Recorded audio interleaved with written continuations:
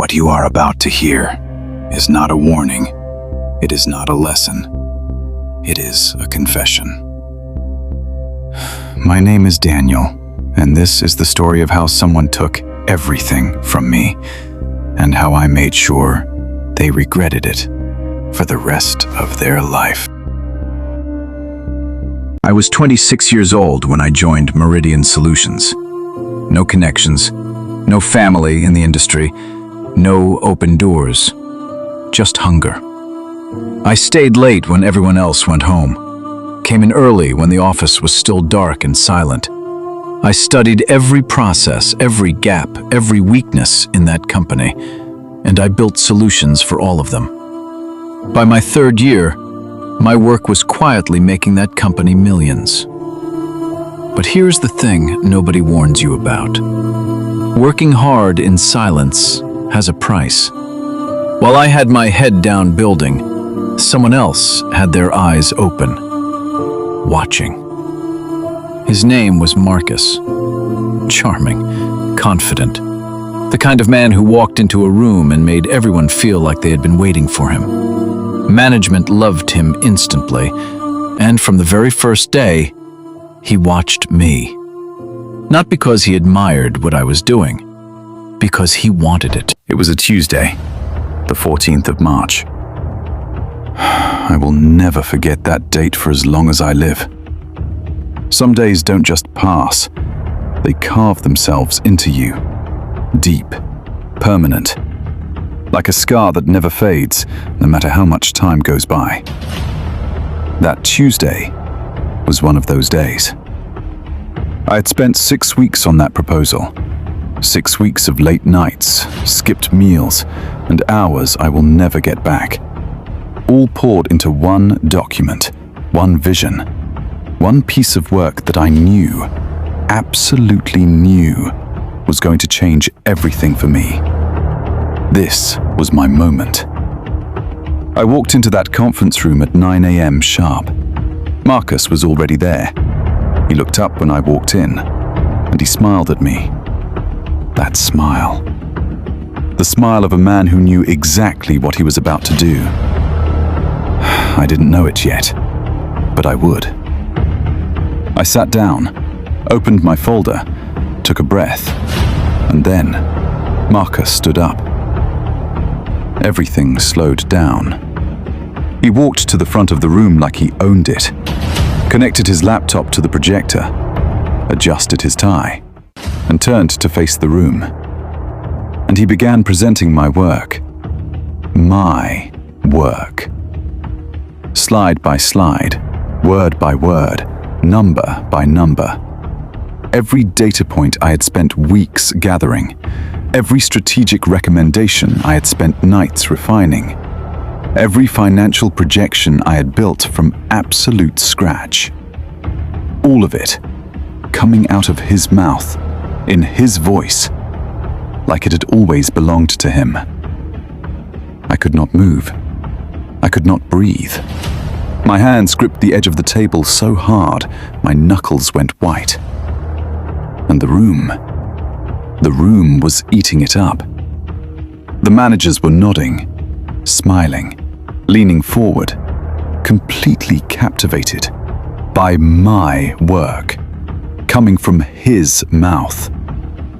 And then our senior director, a man I had spent 3 years trying to earn the respect of, looked at Marcus with genuine admiration and said, "Marcus, this is exactly the kind of thinking that is going to take this company to the next level." The next level. I built that. I designed that. I bled for that.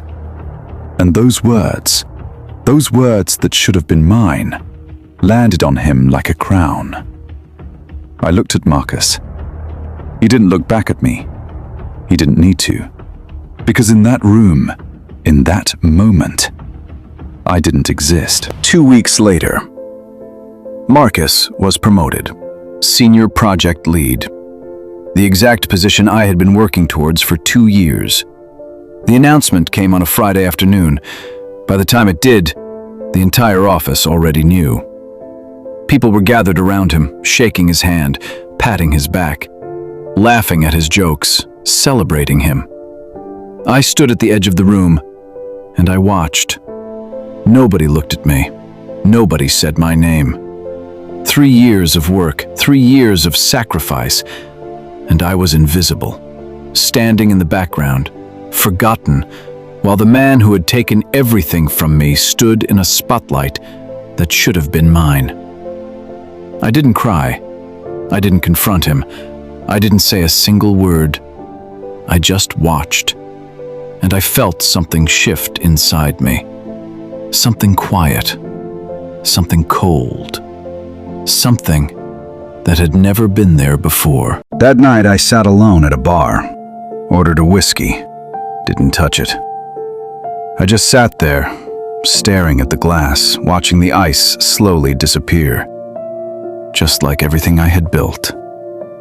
The world around me kept moving, people laughing, glasses clinking, life continuing. But I was somewhere else entirely, sitting in the wreckage of 3 years. And then, in that silence, something became very clear to me. Hard work means nothing if the wrong person is watching. Marcus had understood that from the beginning. I had been a fool, but fools can learn. The whiskey stayed untouched, and when I finally stood up and walked out of that bar, I was not the same man who walked in. The next morning, Marcus came to my desk. New suit, dark, expensive. The suit of a man who had just won. He leaned against my desk, crossed his arms, and smiled. That smile. "Great week, right?" he said. "I think we're really heading somewhere special." He paused, let the words settle. Then he looked me directly in the eyes and said, "You should be proud, Daniel. You've been a big part of building this team's foundation." The foundation, not the strategy, not the vision, not the work. The foundation. Like I was the concrete beneath his feet. I looked at him. I didn't smile. I didn't frown. I didn't give him anything. Just empty eyes, cold and completely still. And I said, very quietly, "Thank you, Marcus." He held my gaze 1 second too long, then straightened his jacket and walked away. He thought he had won. He had no idea.